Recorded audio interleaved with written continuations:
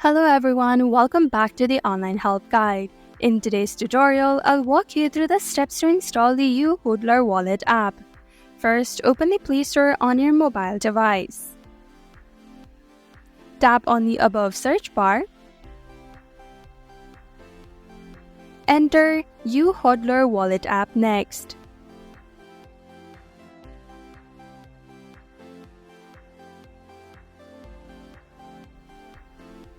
Then tap on Search.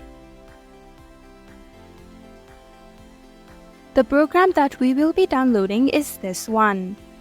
Tap on it. Then tap on Install. Allow it to begin downloading now. Tap on Open once the download has been completed successfully. Now you can follow the instructed steps to log in or sign up.